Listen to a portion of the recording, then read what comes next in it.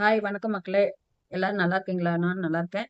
அ சில அந்த நான் வந்து இது புடிச்சு இதெல்லாம் சாங் மூவ்மெண்ட்லாம் பண்ணல. இந்த யூடியூப்ங்கிறபோது அது கொஞ்சம் அது விரும்புறாங்க. எனக்கு ஒரு பழைய சாங்க்கு எனக்கு ரொம்ப பிடிக்கும். அது நான் பண்ணிட்டு இருப்பேன். ஆனால் இருந்தாலும் ஒரு விதத்துல ஒண்ணு சொல்லிக்கிறேன். தனியா இருந்து ரொம்ப நொந்து போய் உட்காந்துருக்கிறேன். என்னால சொல்ல முடியல. எனி டைம் நாங்க லைவ் போட்டாலும் சரி, எங்கேயுமே போமாட்டேன். வீட்டுக்குள்ள மட்டும் தான் இருப்பேன்.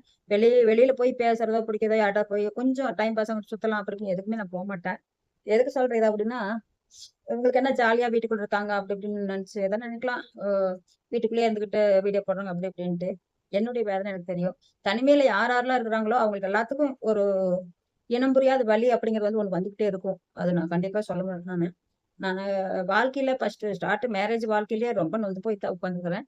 அதுக்கப்புறம் பிள்ளைய படிக்க வைக்கிறதுக்காக ரொம்ப ரொம்ப ஒவ்வொரு எட்டையும் நான் ஸ்டெப் எடுத்து வைக்கும்போது, அ வழுக்கி விட்டு தான் எந்திரிச்சு நான் போனேன் சேத்துல. எனக்கு ஒரு நல்ல பாதை அது கிடைக்கல.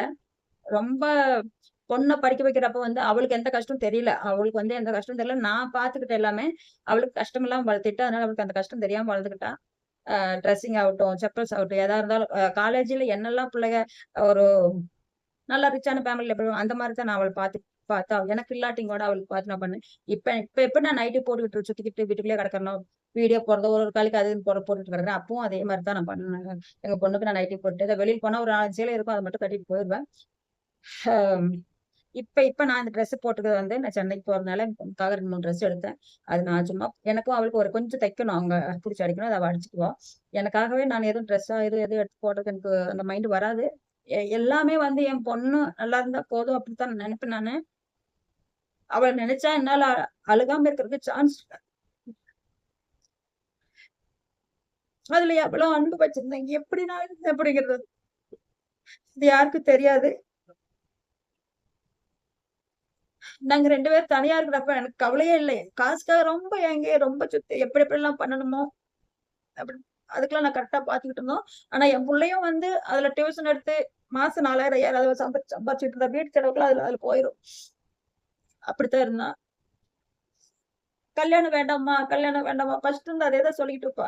அப்படி சொல்லும்போது உண்மையிலேயே நானும் அப்படியே சரி வேண்டாங்கிறாளே நம்ம கூட இருந்துட்டு போகுது அப்படின்னு நான் முட்டாள்தனமான ஐடியா மனசுக்குள்ள வச்சுக்கிட்டேன். அதுக்கப்புறம் எங்க அம்மா வந்து என்னைய ரொம்ப பேசுனாங்க.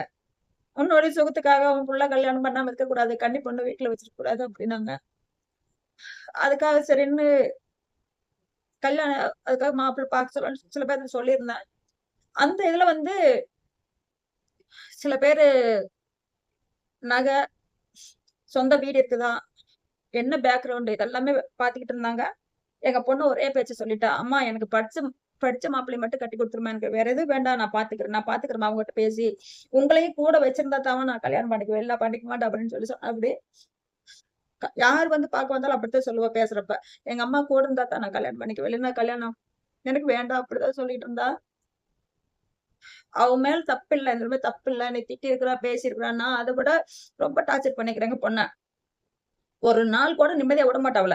ஃபோன் பண்ணி, பண்ணி திட்டிக்கிட்டே இருப்பேன். ரொம்ப மைண்ட் டிப்ரஷன் ஆகி முடியாம தான் சைக்காலஜி டேப்லெட்க்கு போய் இப்ப இன்னைக்கு நான் 8 வருஷமா டேப்லெட் போட்டுட்டு இருக்கிறேன். ஆனா, இன்னைக்கும் நான் தனிமையில தான் இருந்துட்டு இருக்கேன். இன்னைக்கும் நான் கண்ணீர் சிந்திக்கிட்டு தான் இருக்கிறேன். இது என்னைக்கு மாறும் அப்படிங்கிறது மட்டும் எனக்கு தெரியல. இவங்களுக்கு என்ன ஜாலியா டான்ஸ் போடுறாங்க. அவங்களுக்கு என்ன அப்படின்னு நினைக்கலாம். ஆனா, மனசுக்குள்ள இருக்கிற வலின்னு ஒண்ணு இருக்குல்ல.